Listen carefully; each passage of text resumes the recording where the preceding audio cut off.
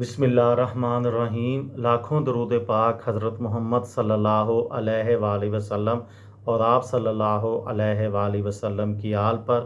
السلام علیکم، میرا نام افتخار احمد ہے اور آپ میرا یوٹیوب چینل نالج دیکھ رہے ہیں۔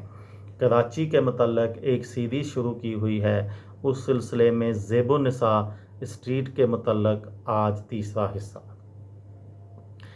الفنسٹن اسٹریٹ اپنی کیمسٹ شاپس کی وجہ سے بھی مشہور تھی، جن میں سمتھ اینڈ کیمبل اور جے بلس اینڈ کمپنی کے نام سر فہرست تھے۔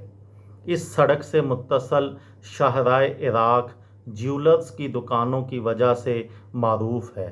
اس سڑک پر اس کاروبار کا آغاز 1880 میں سیٹھ موہن لال ایسر داس نے کیا تھا۔ اس وقت یہ سڑک کلارک اسٹریٹ کہلاتی تھی۔ سیٹھ موہن لال ایسر داس اینڈ سنز کے اعتبار کا یہ عالم تھا کہ برطانوی حکومت نے انہیں سن 1936 سے 1941 کے دوران سرکاری جیولرز مقرر کیا تھا۔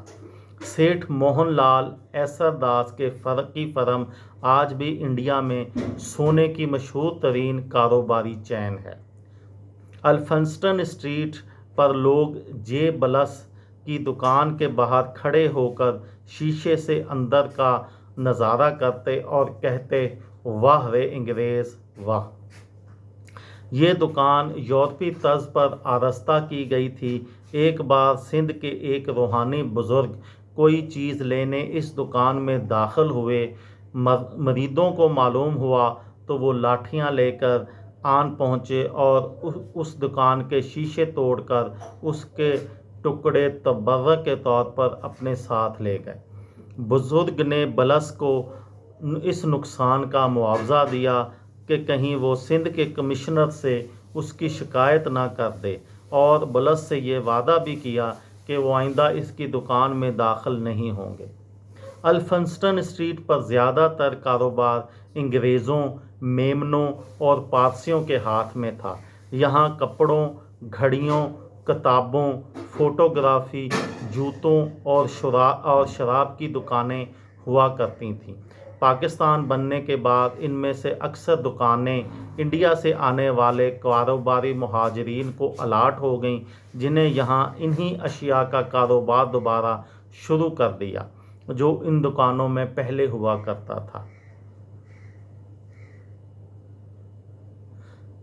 پاکستان میں انسائکلوپیڈیا برٹانیکا کے واحد تقسیم کار محسن جعفری، جو آگرہ میں کتابوں کے کاروبار سے منسلک تھے، انہیں الفنسٹن اسٹریٹ پر کتابوں کی ایک متروکہ دکان الاٹ ہوئی۔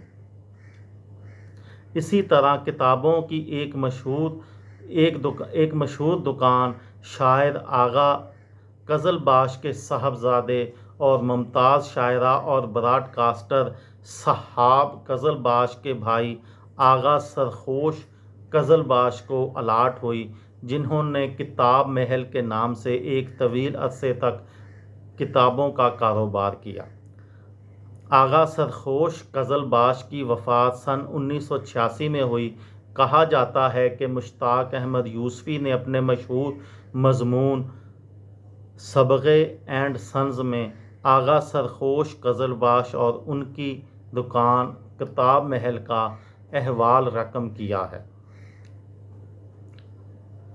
الفنسٹن اسٹریٹ سے وابستہ ایک دلخراش یاد وہ یہ ہے کہ 8 جنوری 1953 کو اس سڑک پر 10 نوجوانوں کو خون میں نہلا دیا گیا تھا جو حکومت کی طلبہ پالیسی سے مطمئن نہ تھے۔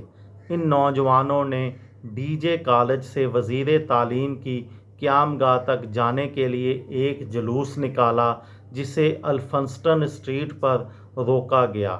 طلبہ نہ رکے تو ان پر لاٹھی چارج اور فائرنگ ہوئی، جس میں 10 طلبہ ہلاک ہو گئے۔